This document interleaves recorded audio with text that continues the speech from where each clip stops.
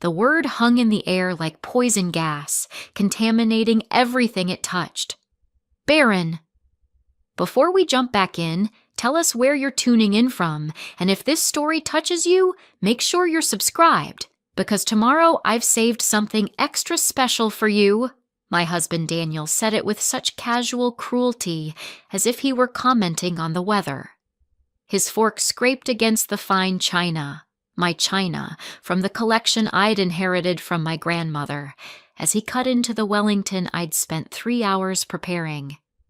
That's what 5 years of marriage gets you, he continued, gesturing with his wine glass toward his brother Marcus and sister-in-law Jennifer across the table. A barren wife who can't even fulfill the most basic biological function. Jennifer's eyes widened, darting between Daniel and me. Marcus shifted uncomfortably in his seat, but Daniel's mother, Patricia, seated at the head of my dining table, simply nodded in agreement. "I've been telling you for years, Daniel," she said, dabbing at her lips with a napkin. "You need to think about your future. The family line. You're the last Miller male. This situation isn't sustainable." I carefully set down my own fork, my hands steady despite the rage building in my chest. The irony was so thick I could taste it, bitter and sharp. But I said nothing. Not yet. "Maybe you should see someone," Jennifer offered quietly, trying to soften the blow.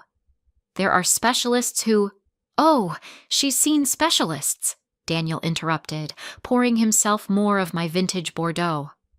"Hundreds of dollars down the drain, test after test. And for what? Nothing wrong with her, they say. Just can't seem to do the one thing women are designed for." I took a sip of water, letting the coolness calm the fire in my throat. If only they knew. If only they understood who was really sitting across from them. Before we begin, I want to take a moment to thank each of you for being part of this incredible journey. If you're enjoying these stories of empowerment, consider subscribing. It's completely free and helps us build this amazing community. Let's dive in. My name is Dr. Sophia Miller, though at work I go by Dr. Sophia Chen, my maiden name. I'm the founder and lead fertility specialist at the Meridian Reproductive Health Center, one of the most prestigious fertility clinics on the East Coast. I've helped over 3,000 couples conceive. I've pioneered new IVF techniques that have been published in major medical journals. I've spoken at international conferences. And 6 months ago, I personally reviewed my own husband's fertility test results. The results that showed severe oligospermia, an abnormally low sperm count, combined with poor motility and morphology. In layman's terms, Daniel Miller was effectively sterile. His chances of natural conception were less than 2%. He just didn't know I knew. "You know what I think?" Daniel continued, emboldened by the wine and his mother's support. "I think Sophia's been lying about the test results, making herself look fine so she doesn't have to face the truth." "Daniel, that's—" Marcus started, but Patricia cut him off. "It's possible," she said, her cold eyes fixed on me. "Some women are so desperate to keep their husbands, they'll say anything, tell any lie." I smiled then, a small controlled expression that I'd perfected over years of delivering difficult news to patients. "You really think I'd lie about something like that?" "Wouldn't be the first time a woman lied to keep a man," Daniel said, his words slightly slurred now. "Remember that girl from college? Said she was pregnant to try to trap me?" "She wasn't pregnant," I said softly. "You told me that story on our 3rd date." "Exactly. Women lie about fertility all the time. It's in their nature."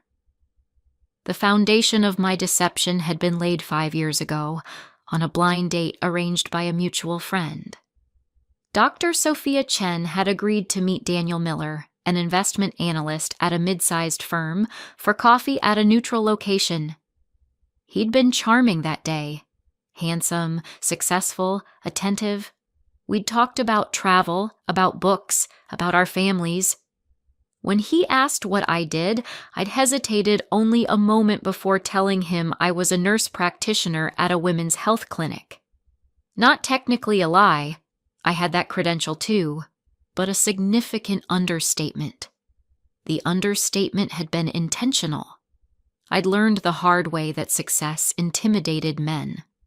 My last relationship had imploded when my ex discovered I earned 3 times his salary and owned the brownstone we lived in.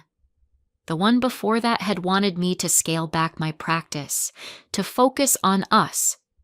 And the one before that had simply used me, leveraging my connections and resources until he didn't need me anymore. So when Daniel seemed interested, I'd let him think I was just a nurse. A comfortable lie that kept the power dynamics simple. He never asked where I lived, assuming it was some modest apartment rather than the 4-story brownstone in the historic district. He never questioned why I always seemed to have cash, attributing it to good budgeting rather than a 7-figure salary. When he proposed after 18 months, I'd said yes, still playing my role. We'd married in a simple ceremony. Simple by his standards, though I'd paid for everything through a series of careful money transfers that made it look like we'd gotten deals and help from generous vendors. The brownstone became our house, though the deed remained solely in my name. The car became our car, though I'd paid cash for it 3 years before we met. And my clinic? That remained Dr. Chen's mysterious workplace, which Nurse Sophia occasionally mentioned but never elaborated on. It had worked perfectly for 4 years. Daniel had been a decent husband in those early days, supportive, affectionate, present. But then the baby talk started. First, gentle mentions of someday, then more, pointed questions about timelines. Then, as the months turned into years with no pregnancy, frustration, resentment. Blame. Always blame, directed at me. I've been patient, Daniel said now, pushing his plate away half-finished. 5 years, Sophia. Most men would have left by now. Perhaps they would have, I agreed, my voice still calm. Inside, I was calculating. The timeline had always been flexible, but tonight felt like the right moment. Everything was in place. The documentation, the evidence, the exit strategy. My friend Catherine got pregnant on her honeymoon, Patricia added. 1 month. That's how it should be when everything's working properly. Right, Daniel agreed. 1 month for normal women. But here we are, 5 years later, and nothing. Not even a miscarriage to show we tried. Marcus cleared his throat. Maybe we should talk about something else. No, Daniel interrupted, standing up now, the wine making him sway slightly. No, we've tiptoed around this long enough.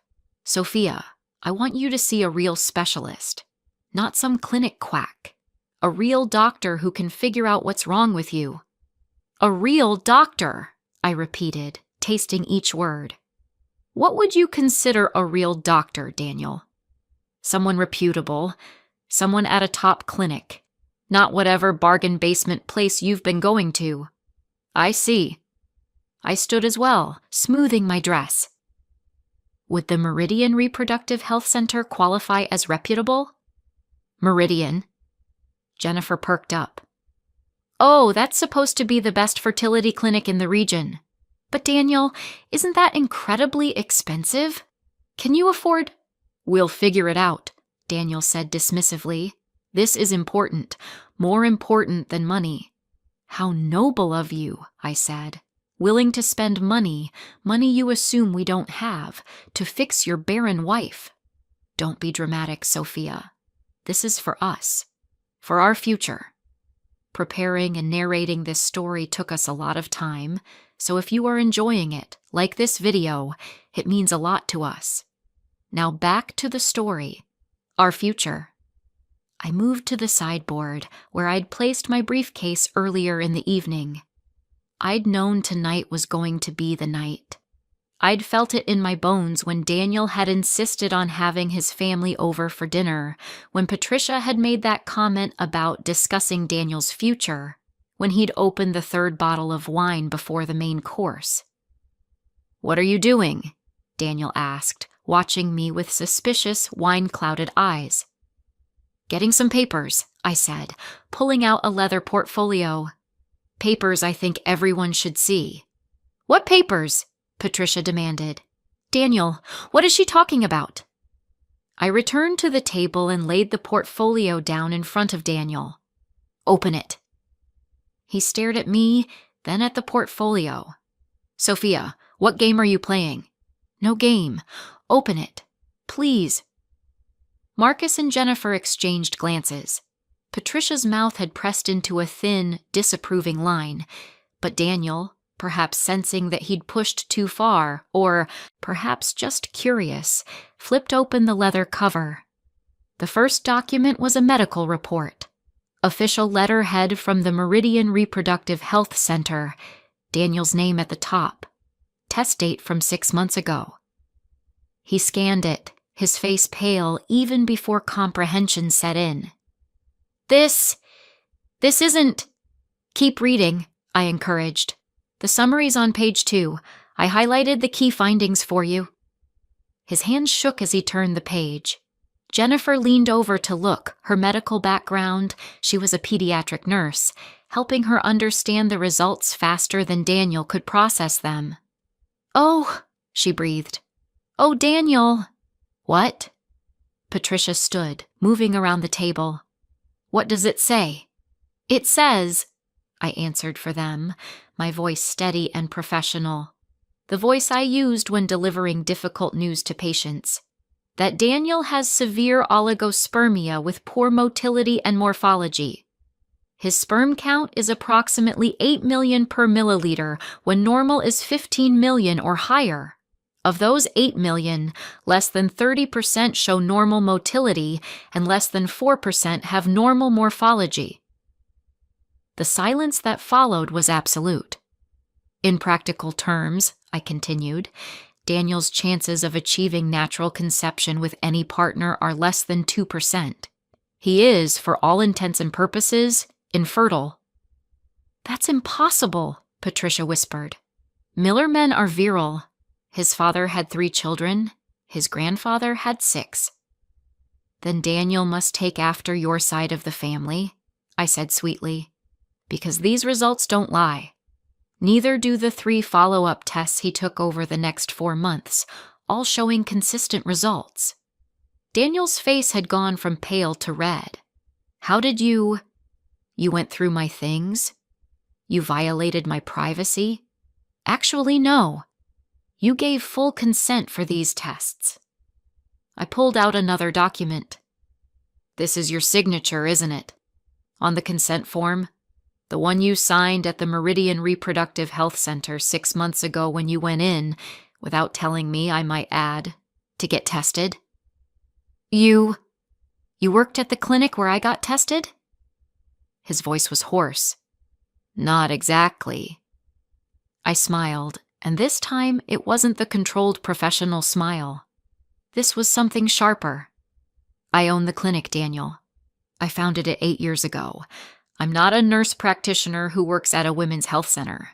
I'm Dr. Sophia Chen, board-certified reproductive endocrinologist, founder and lead physician of the Meridian Reproductive Health Center."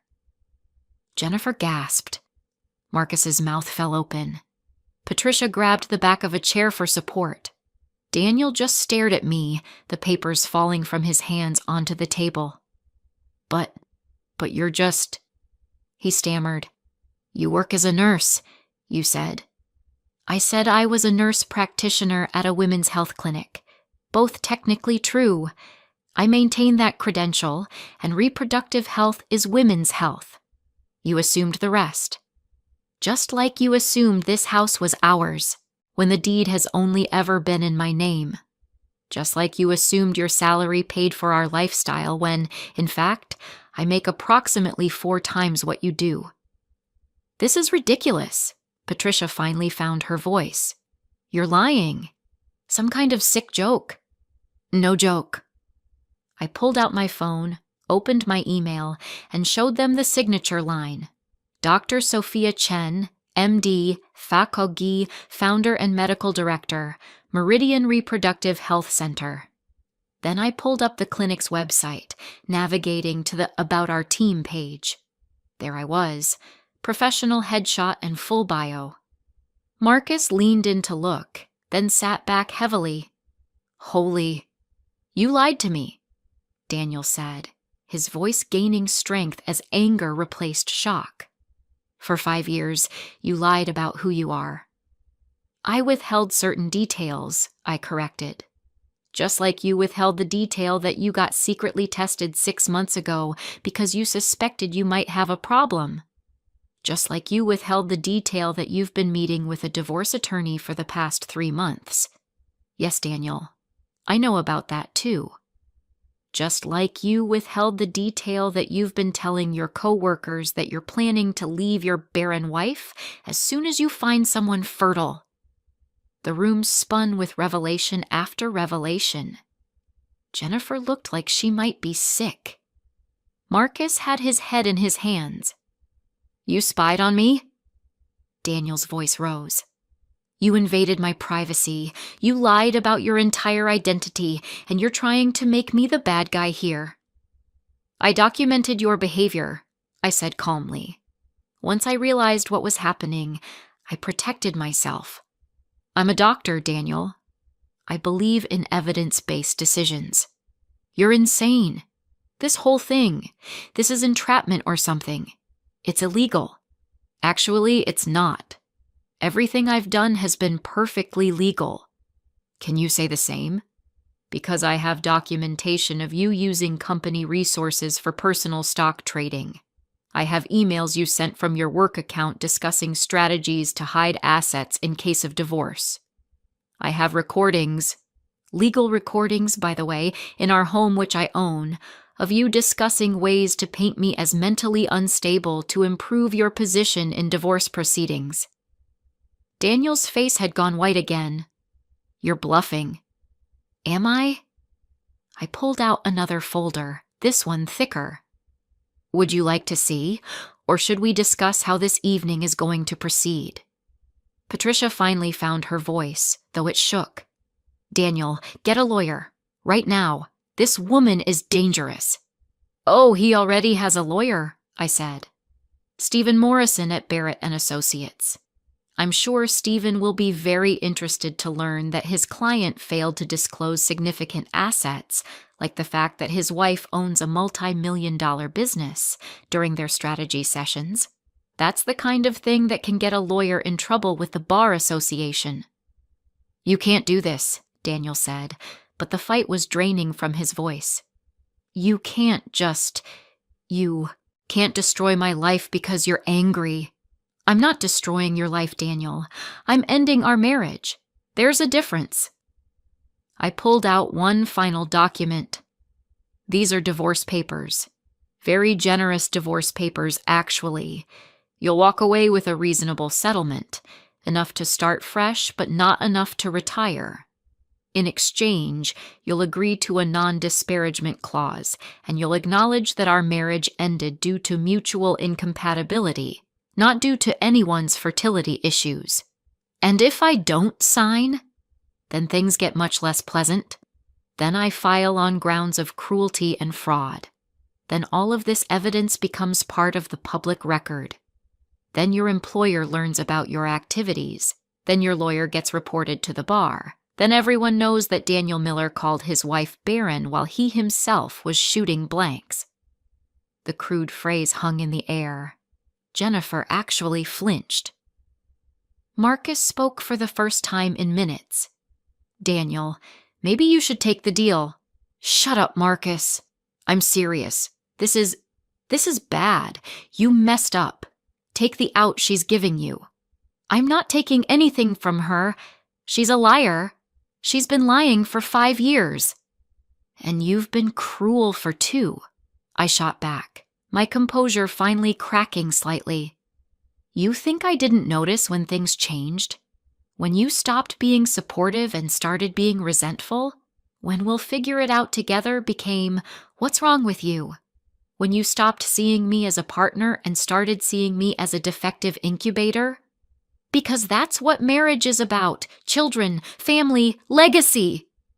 Then you should have married someone you actually respected enough to be honest with. Someone you didn't mock to your coworkers. Someone whose feelings you cared about more than your mother's opinions. Patricia made an indignant noise, but I ignored her. The papers give you 48 hours to decide, I continued, my voice returning to that professional calm. Sign them, and we part ways with minimal drama. Refuse, and I proceed with the full filing. Your choice. This is blackmail, Daniel said weakly. This is consequence, I corrected. You spent 2 years making me feel worthless over something that was never my fault. You humiliated me tonight in front of your family, calling me Barren when you knew, Daniel, that you were the one with the problem.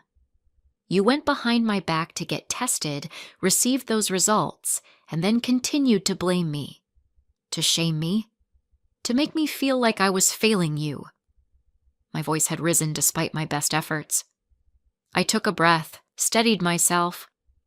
So no, this isn't blackmail.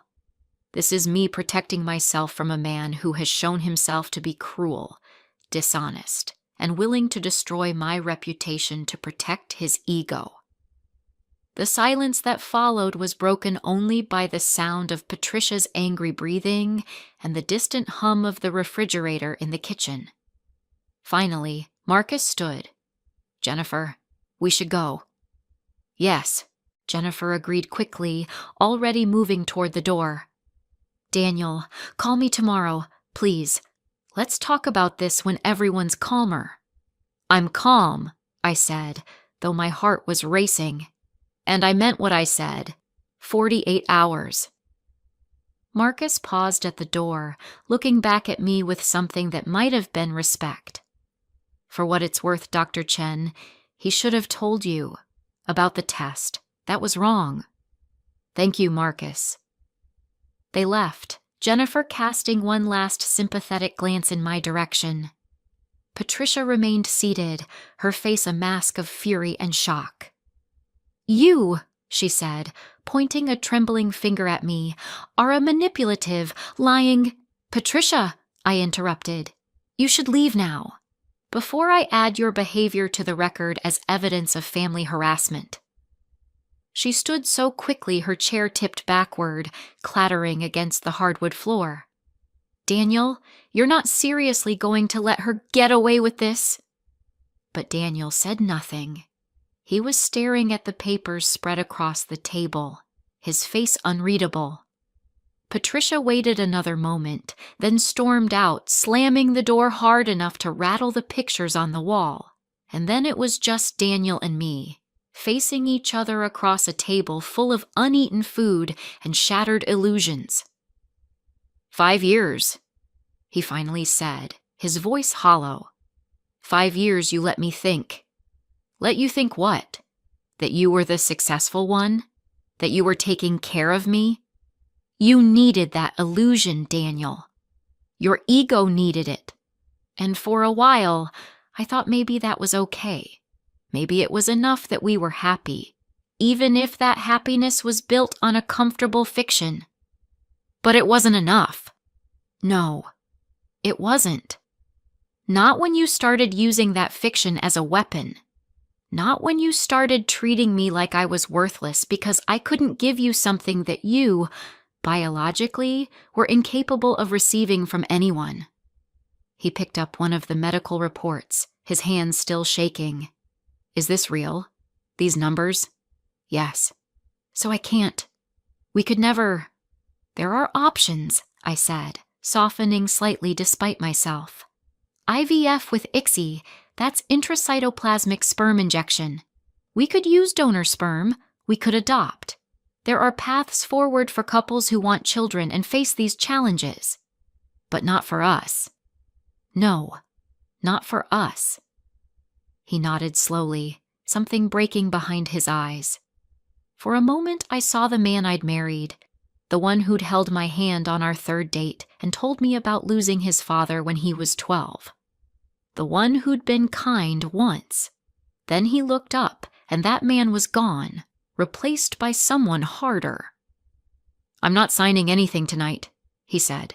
"I need to think." "That's fine. You have 48 hours. I'll be staying at a hotel. The guest room upstairs is made up if you want to stay here tonight, but I'd appreciate it if you were gone by tomorrow evening. This is my house, Daniel. It always has been." "Right. Your house, your clinic, your money, your everything."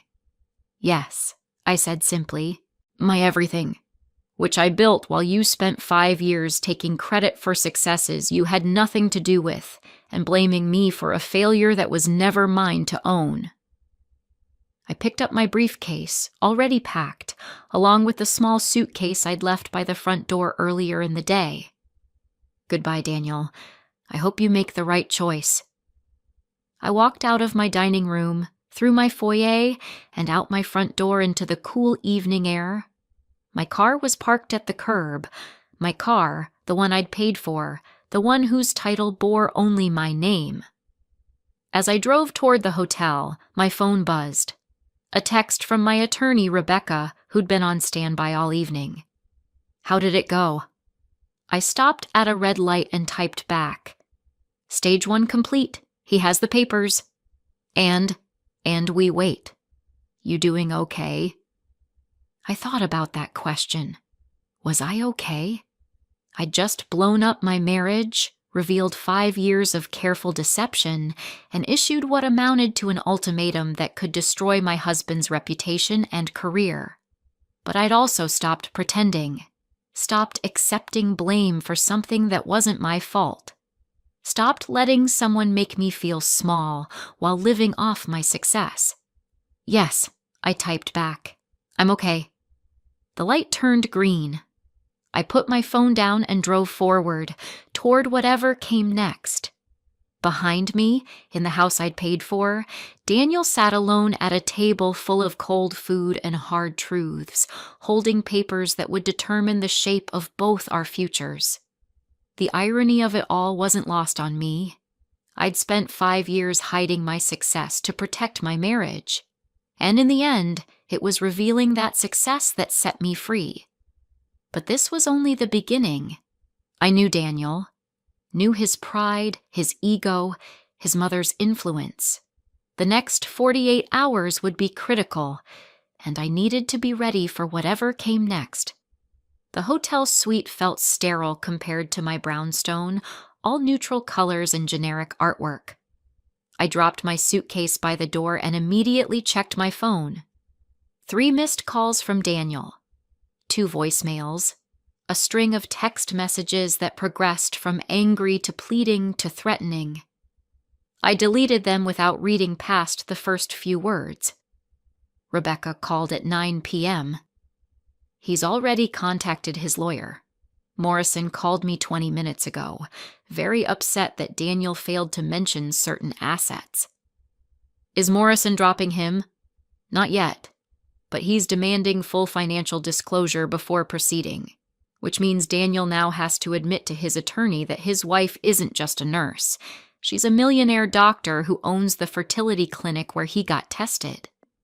I smiled despite my exhaustion. How did Morrison react? Let's just say I heard several creative curse words. He wanted to know if you'd be willing to negotiate better terms if Daniel signed quickly and quietly. Absolutely not. The terms stand. Daniel gets a fair settlement, not a generous one.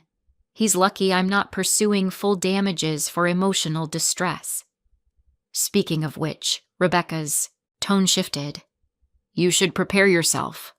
Morrison warned me that Daniel's considering going public, playing the victim, telling people you entrapped him, lied about your identity, violated his medical privacy. My stomach tightened. He signed HIPAA releases. Everything was legal. Legal, yes. But public opinion doesn't care about legal technicalities. A man claiming his rich wife tricked him and used her position to access his private medical records? That's a story the media would love.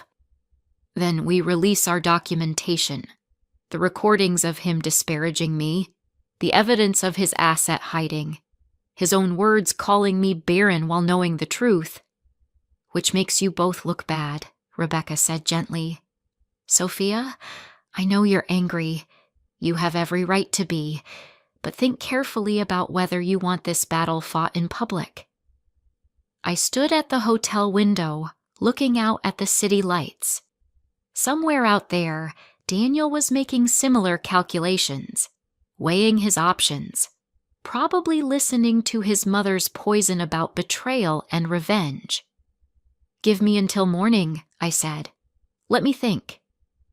After we hung up, I ordered room service and tried to eat, but the food tasted like cardboard. My mind kept replaying the evening.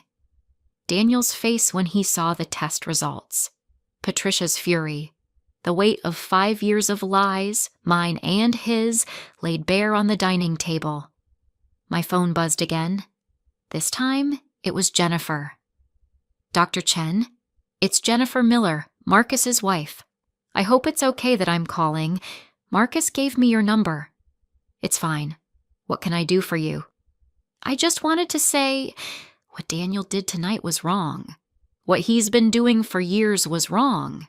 I knew he was frustrated about the baby situation, but I had no idea he was being so cruel about it. Her kindness caught me off guard. Thank you. That means something. Marcus is furious with him. They had a huge fight after we left. Marcus told Daniel he was an idiot for not appreciating what he had. She paused. Dr. Chen, can I ask you something? As a medical professional? Of course. Those test results. Is there really no chance? For Daniel, I mean. With anyone? I considered my answer carefully. There's always some chance. 2% isn't zero.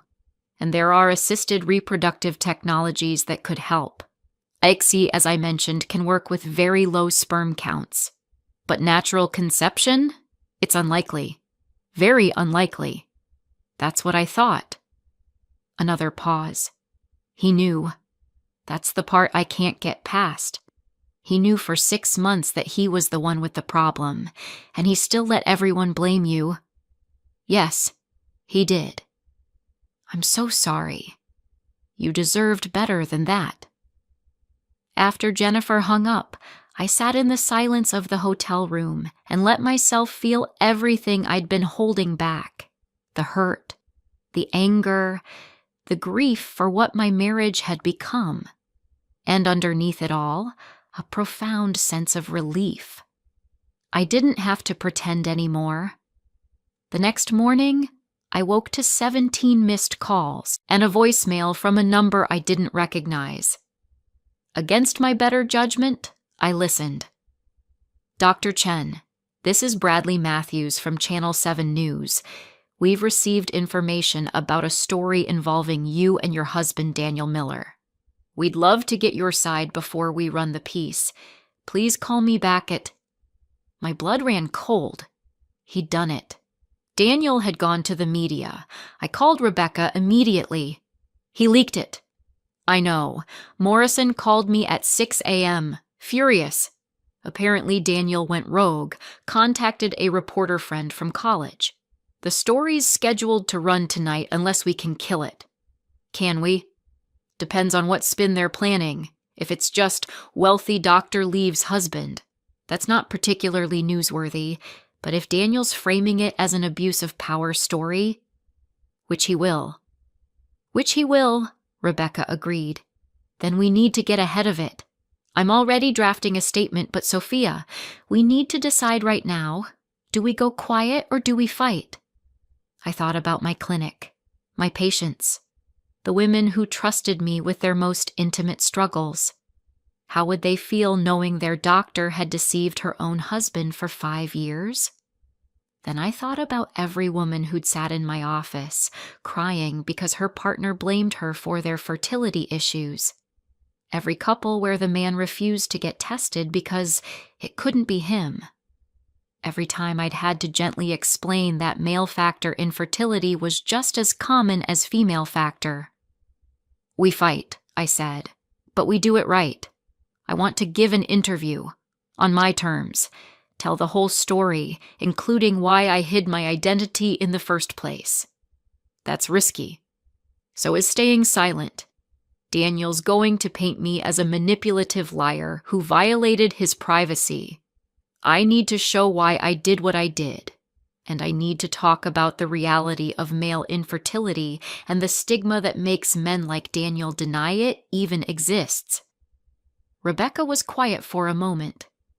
"You want to turn this into a teaching moment. I want to turn this into the truth. All of it. My deception and his cruelty, my success and his insecurity, and yes, the medical reality that 30% of infertility cases are male factor, but society still blames women first." "Okay," Rebecca said slowly. "Okay, I can work with that. But Sophia, once you go public with this, there's no taking it back. Your private life becomes public property. It already has.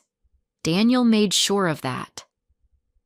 By noon, I was sitting across from Melissa Chen, no relation, a respected medical journalist known for her thoughtful pieces on healthcare and ethics. We met at the clinic in my office, surrounded by the diplomas and awards Daniel had never known existed.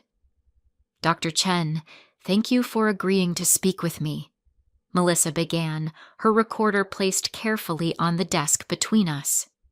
"I understand this situation is complicated. That's one word for it. Let's start at the beginning. When did you meet Daniel Miller?" I walked her through everything. The blind date, the decision to downplay my career, the reasons why, my past experiences with men who couldn't handle my success, the marriage, the slow deterioration as fertility became an obsession. And then 6 months ago, your husband came to your clinic for testing? Yes. Under a policy I instituted, all test results for the Meridian Center are reviewed by me or my associate director. When Daniel's results came across my desk, I didn't recognize the name immediately. He uses his full name, Daniel Marcus Miller, and I know him as just Daniel. But when I saw the address, I realized it was him. What did you feel in that moment? I remembered it clearly. The shock, the anger, the bitter irony. Confused at first. We'd been trying for years. I'd been tested multiple times. Everything was normal on my end. But Daniel had always refused to get tested, insisting it had to be me. And then there he was, getting tested in secret. And the results showed severe male factor infertility. Yes. Severe oligospermia with poor motility and morphology. In layman's terms, very low sperm count with poor sperm quality. His chances of natural conception were less than 2%. Melissa leaned forward. "Did you tell him you knew?" "No, and I know that was wrong, but I wanted to see what he would do. Would he tell me? Would he finally admit that maybe, just maybe, the problem wasn't entirely mine?" But he didn't. He didn't. Instead, he doubled down on blaming me. He got more critical, more distant. He started making comments to his coworkers about his barren wife. He consulted with a divorce attorney about leaving me for someone fertile. All while knowing the truth. How did you discover he was doing these things? I hired a private investigator after I found an email from the divorce attorney on his laptop. Once I started looking, the evidence piled up quickly. Recordings of conversations in our home. My home, I should say. Documentation of asset hiding. Records of him telling friends and colleagues that I was the problem. Melissa's expression was carefully neutral, but I could see the sympathy in her eyes. And this culminated in the dinner party where he called you Barren in front of his family. Yes, that was when I decided enough was enough. I couldn't continue the charade. More importantly, I couldn't let him continue blaming me for something that was never my fault. Some people might say that by hiding your true identity for 5 years, you set up this dynamic, that you created an unequal power structure built on deception. I'd known this question was coming. They'd be right. I did deceive him. I let him believe I was someone I wasn't, or at least something significantly less than who I was. And I've had to examine why I did that. And what did you conclude? That I was protecting myself from a pattern I'd seen before. Men who couldn't handle my success. Men who became resentful or competitive, or who simply used me. I thought if Daniel didn't know about my career or my money, he'd love me for who I was, not what I could provide. Did it work? I smiled sadly. For a while, but ultimately no, because I couldn't be my full self, and he fell in love with a version of me that didn't exist. When reality intruded, when we faced a challenge that required honesty and partnership, the whole foundation crumbled. Do you regret marrying him? I regret the deception. I regret not being honest from the start. But I don't regret learning this lesson about myself, that hiding who you are to make someone else comfortable never ends well. Melissa nodded, making notes. Let's talk about the medical aspect.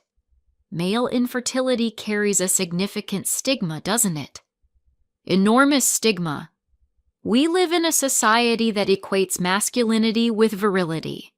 Men are supposed to be able to father children easily. When they can't, it attacks their sense of identity in a fundamental way, which is why so many men refuse to get tested, even when it's clearly necessary. Is that common? Very. I'd estimate that 40% of the couples I see come in with the assumption that the woman is the problem. The man often has to be convinced to even provide a sample for testing. And when the results show male factor infertility, the denial can be intense. What should Daniel have done differently? I considered this carefully. He should have been honest, with me and with himself. When he got those test results, he should have come home and said, "Sophia, we need to talk. I got tested, and it turns out I have a problem. Let's figure this out together." Instead, he hid the truth and continued to blame me. And what should you have done differently? I should have been honest from the beginning about who I was, what I did, what I'd built.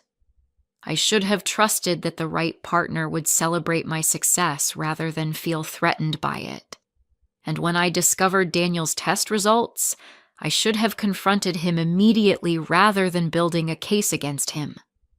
So you both made mistakes? Yes. But there's a difference between hiding your career and actively tormenting your spouse while knowing you're the one at fault. My deception was about self-protection. His was about ego protection at my expense. The interview continued for another hour. Melissa asked about the divorce proceedings, the settlement terms, Daniel's reaction.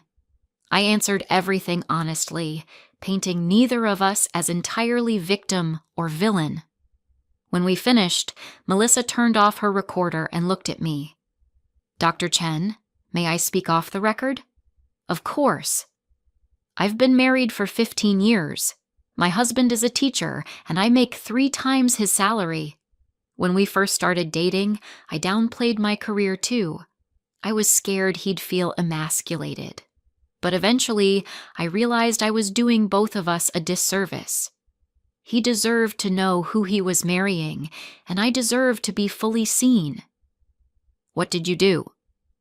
"I told him everything. And you know what? He was relieved. He said he'd always felt like I was holding something back, and now it made sense.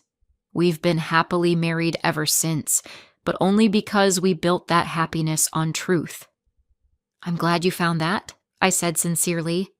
My point is, I understand why you did what you did, but I also hope you'll be completely honest with whoever comes next, because you deserve someone who loves all of you, including the successful, brilliant parts.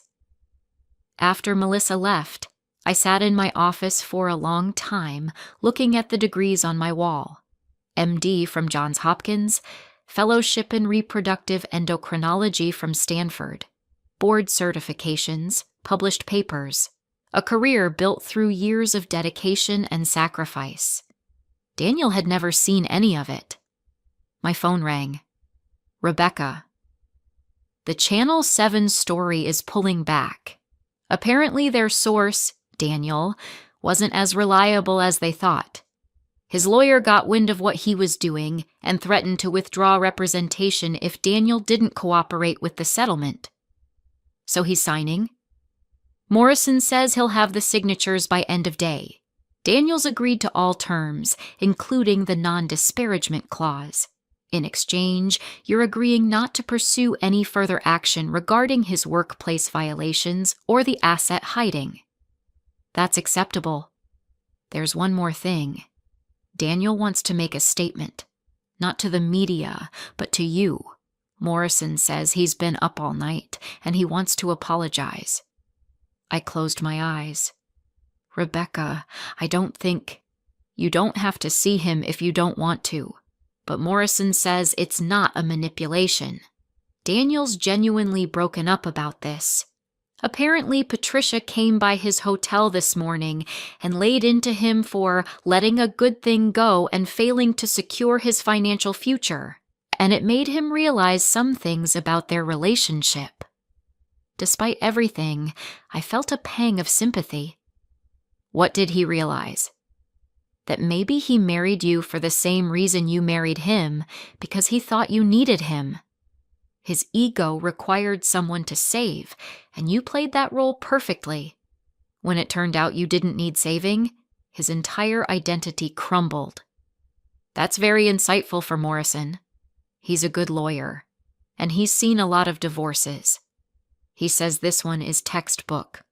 Couple built on false premises discovers truth too late. I thought about Daniel, about the man I'd married, full of charm and potential, about the man he'd become, bitter and cruel, about who he might have been if we'd started with honesty. Tell him I'll meet him. Once, at a neutral location, 30 minutes, and then we sign the papers and move on. We met the next day at a coffee shop halfway between his hotel and mine. He looked terrible. Unshaven, dark circles under his eyes, wearing yesterday's clothes. Thank you for coming, he said as I sat down. I wasn't sure you would. I almost didn't. He nodded, stirring his coffee without drinking it. I've been thinking a lot. About everything. About what Morrison said, what Marcus said, even what my mother said, though she meant it differently. What did she say? That I was an idiot for letting a cash cow get away. He laughed bitterly. That's when it hit me. That's how she saw you. How she raised me to see women, really, as resources, as things that either added value to my life or didn't. Daniel, no, let me finish. Please. He finally looked up at me. I married you because you seemed safe. You weren't intimidating. You weren't going to outshine me. You needed me, or so I thought. And when it turned out you couldn't give me the one thing I wanted most, I turned cruel because if you weren't going to serve the purpose I'd assigned you, what was the point? The honesty was startling and painful. I never saw you, he continued. Not really. I saw the version I wanted to see. The version that made me feel important and successful and needed. And when you revealed who you actually were, it didn't make me proud. It made me feel small. Because if you didn't need me, then what was I? You could have been my partner, I said quietly. My equal. Someone I built a life with instead of someone I had to perform for. I know that now, but 5 years ago, even 2 years ago, I wouldn't have been capable of that. My ego was too fragile. My sense of self too dependent on being the provider, the successful one. And now? He smiled sadly. Now I'm unemployed. I resigned this morning rather than face an inquiry into my trading violations. I'm getting divorced. My mother isn't speaking to me because I gave up too easily, and somehow I feel more honest than I have in years. We sat in silence for a moment. I'm sorry, Daniel said finally. For all of it. For the cruelty especially. You didn't deserve that. Nobody deserves that. I was angry at myself, at my body, at the situation, and I took it all out on you.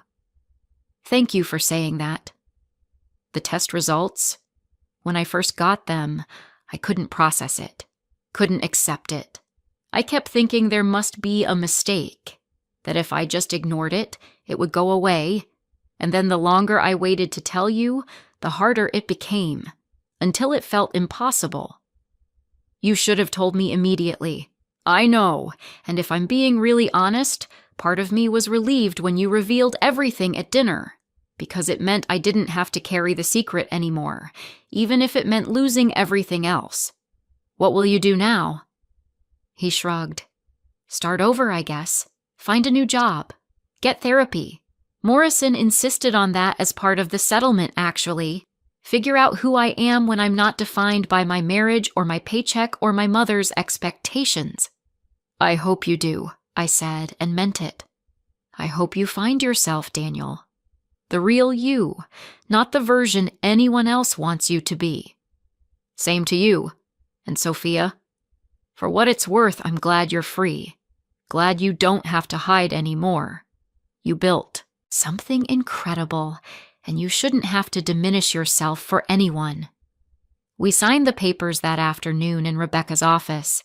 Clean, simple, final. Daniel got a settlement that would support him for a year while he got back on his feet. I kept the house, the clinic, and everything I'd built. The Melissa Chen article ran the following week under the headline, When Success Becomes a Secret, One Doctor's Story of Love, Lies, and Infertility. It was fair, balanced, and honest. It detailed both my deception and Daniel's cruelty. It talked about the stigma of male infertility and the pressure women face when pregnancy doesn't happen easily. The response was overwhelming. My clinic received hundreds of calls from couples dealing with similar issues. Men reached out to share their own struggles with infertility and the shame they felt. Women wrote to say they'd finally convinced their partners to get tested after reading the article. And yes, there was criticism. People who said I was manipulative, that I'd trapped Daniel, that I'd violated his privacy. I accepted it as part of the price of going public. 3 months later, I was in my office reviewing patient files when my receptionist buzzed. Dr. Chen, there's a couple here without an appointment. They say they read the article and drove 6 hours to see you. They're hoping you might have time to talk.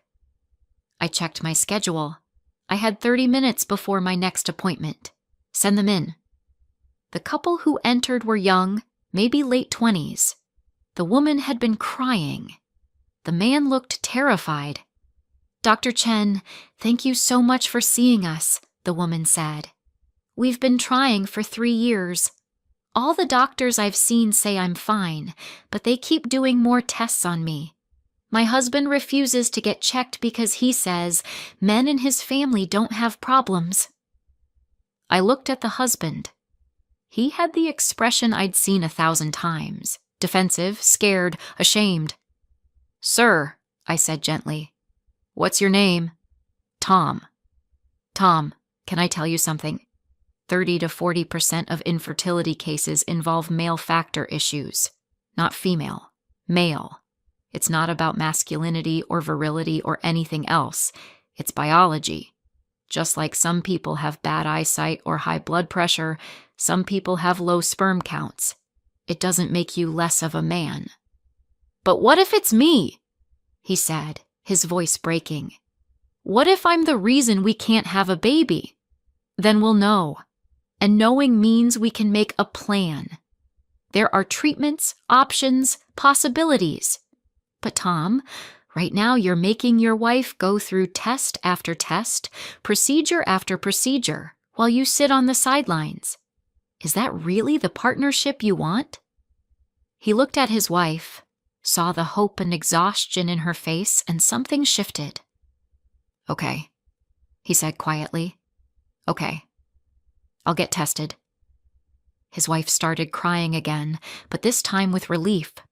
That's when I knew. The pain, the deception, the public exposure, it had all been worth it.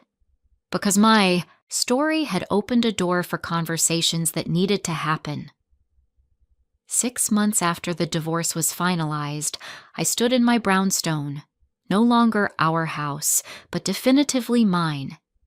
I walked through rooms full of art I'd chosen, furniture I'd selected, a space that reflected who I actually was. In my study, I pulled up the latest clinic numbers.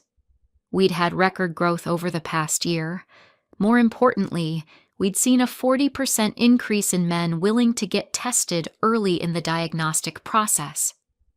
My phone buzzed with a message from one of my patients.